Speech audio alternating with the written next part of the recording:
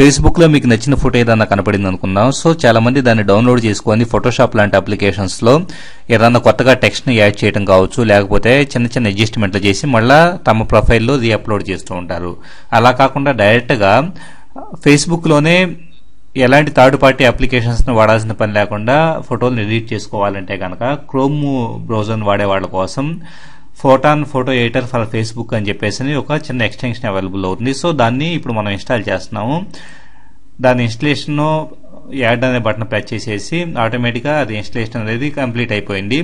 Once install అయిన తర్వాత మనం బ్రౌజర్ని రీస్టార్ట్ చేయాల్సి ఉంటుంది. సో బ్రౌజర్ని రీస్టార్ట్ చేసి ఇక్కడ నేను మళ్ళీ క్రోమ్ని ఓపెన్ చేస్తున్నాను. వన్స్ క్రోమ్ ఓపెన్ చేసిన తర్వాత ఫేస్బుక్ని ఓపెన్ చేస్తే మనకి ఏ ఫోటో అయితే మనం మోడిఫై చేయాలనుకుంటున్నామో అది మన పర్టికులర్ వాల్లో ఉన్నది కావచ్చు, లేకపోతే కనుక వేరే ప్రొఫైల్స్లో ఉన్నది కావచ్చు, ఏ ఫోటోనైనా కానీ మనం సెలెక్ట్ చేసుకొని ఇప్పుడు ఫర్ ఎగ్జాంపుల్ ఇక్కడ నేను ఒక ఫోటోని నేను అప్లోడ్ చేసిన ఒక ఫోటోని ఎడిట్ చేస్తూ ఉన్నాను. సో వన్స్ ఈ పర్టికులర్ ఫోటోని ఓపెన్ చేసినప్పుడు ఇక్కడ మనకి edit photo with photon photo editor అని చెప్పేసి ఒక ఐకాన్ వచ్చింది చూడండి. సో దాన్ని క్లిక్ చేసిన వెంటనే ఇమ్మీడియట్లీగా మనకి ఎలాగ రకరకాల ఆప్షన్స్ అనేది స్క్రీన్ మీద వచ్చేసేస్తాయి.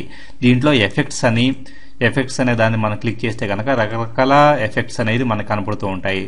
సో డిఫరెంట్ ఎక్స్పోజర్ సెట్టింగ్స్ సంబంధించి, అలాగే బోకేష్ అని చెప్పేసి మనకి అంటే కార్నర్స్ అంతా డిమ్ అయిపోయేసి ఓన్లీ మిడిల్ ఏరియా మాత్రం హైలైట్ అయ్యే విధంగా ఎఫెక్ట్స్. సో ఇలాగ రకరకాల స్టైల్స్ అనేది దీంట్లో అవైలబుల్ అవుతుంటాయి. సో ఇక్కడ క్యాన్సిల్ అనే బటన్ ప్రెస్ చేస్తే ఇక్కడ మనకి ఫ్రేమ్స్ అంటే ఈ పర్టికులర్ ఫోటోని రకరకాల ఫ్రేమ్స్ లో అడ్జస్ట్ చేసుకుంటాను. చూసారా చుట్టూ మంచి బోర్డర్ అనేది వచ్చింది. సో ఇలాగ రకరకాల మనకు నచ్చినట్లుగా ఇప్పుడు లేదా ఫిల్మ్ టైప్ ఆఫ్ ఫ్రేము ఇలాగ మనకు కావాల్సిన విధంగా ఫ్రేమ్స్ ని యాడ్ చేసుకోవడానికి ఇది ఆప్షన్ ప్రొవైడ్ చేస్తుంది. అలాగే క్రాప్ అంటే మనకు అవసరం లేని ఏరియాని క్రాప్ చేసుకోవచ్చు, అలాగే రీసైజ్ చేసుకోవచ్చు. అలాగే ఫోకస్ అంటే ఒక పర్టికులర్ ఏరియా వరకు ఫోకస్ అయ్యేసి మిగతా అంతా అవుట్ ఫోకస్ అయ్యే విధంగా ఇక్కడ సెట్ చేసుకోవచ్చు. ఇక్కడ చూశారు కదా, ఎక్కడైతే ఈ ఏరియాని తీసుకెళ్తున్నామో అక్కడ మాత్రమే ఫోకస్ అవుతుంది.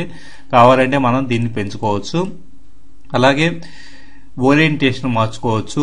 అలాగే బ్రైట్నెస్ తక్కువగా ఉంటే కనుక బ్రైట్నెస్ ఏదైనా అడ్జస్ట్ చేసుకోవడానికి అవకాశం ఉంటుంది. చూసారు కదా, ఏదన్నా డల్ గా ఉన్న ఫోటోల్ని అడ్జస్ట్ చేసుకోవడానికి మనకి యూస్ఫుల్ గా ఉంటుంది.